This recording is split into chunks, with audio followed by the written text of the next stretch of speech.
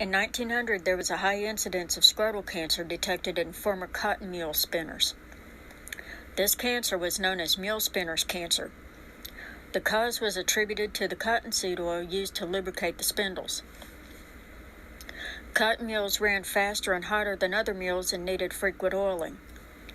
The spindles, when running, threw out a mist of oil at crotch height that was captured by the clothing of anyone piecing an end.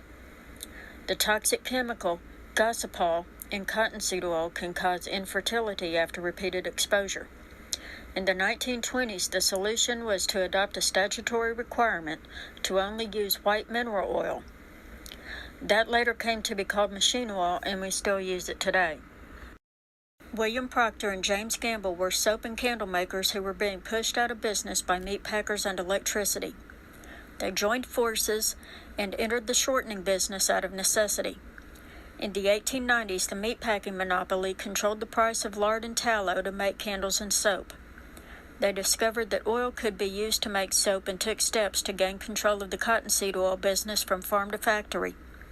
By 1905, they owned 8 cottonseed mills in Mississippi. In 1907, the German chemist E.C. Kaiser developed hydrogenation and transformed liquid cottonseed oil into a solid that resembled lard. Initially, the product was intended to make a long-burning candle, and it can still be burned with only the insertion of wicks. Since hydrogenated cottonseed oil resembled lard, they sold it as a food. They chose the acronym Crisco, derived from crystallized cottonseed oil. Crisco was introduced to the public in 1911.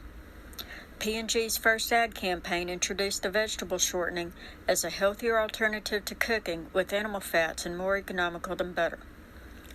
P&G published and gave away a cookbook. All of its 615 recipes contain Crisco. One recipe revolutionized the baking industry by allowing cakes to be decorated. Frosting was nothing but Crisco beaten with powdered sugar. Crisco was presented as healthier, more digestible, cleaner, more economical, more enlightened, and more modern than lard. P&G also had the brilliant idea of presenting Crisco to the Jewish housewife as a kosher food. Because it made kosher cooking easier, Jews adopted Crisco and margarine, imitation lard and butter, with unforeseen consequences. We didn't know that the partially hydrogenated oil in Crisco was bad for us.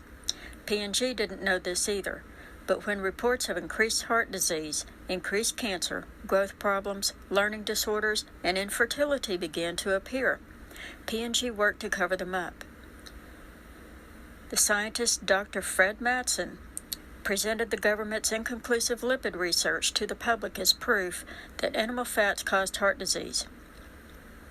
He also persuaded the American Heart Association to preach the phony gospel of the lipid hypothesis. The truth about the dangers of trans fatty acids in foods like Crisco is finally emerging. Most hydrogenated fats today are made with soybean and palm oil. Now, what gets me is that if mule spinners cancer was discovered in 1900, why in the hell would anybody want to eat the stuff? I don't recommend using cottonseed oil to season cast iron, and I'll tell you why. Cotton production consumes 10% of the world's pesticides to control boll weevils and 22.5% of the world's supply of diuron herbicide for weed control. The cotton we use today is genetically modified to resist Roundup herbicide and pesticides used to kill boll weevils. Just before harvest, cottonseed plants are sprayed with a strong defoliating chemical to make the leaves fall off so it is easier to pick. All of these toxins cannot be removed from the seed, and traces of them may end up in cotton products as well as in the oil in the mill. Cottonseed meal is fed to livestock. The oil is processed and refined to remove gossypol, the naturally occurring toxic pesticide that causes cancer and infertility in men. Without the benefits of a lab, it would be hard to know how much toxic residue cottonseed oil in meal actually contains. Cottonseed oil is commonly used for processed foods because it can extend shelf life. It is used to fry potato chips, to make cookies and crackers, margarine, mayonnaise, and salad dressing. Anytime you read vegetable oil on a processed food label, it's probably cottonseed oil. And restaurants use cottonseed oil because it's cheap and it extends the resting time of freshly cooked food without the use of a preservative. Bottled vegetable oil is usually soybean oil or a blend of soybean, canola, and sunflower oils. Some even tout the health benefits of cottonseed oil despite all the known health risks.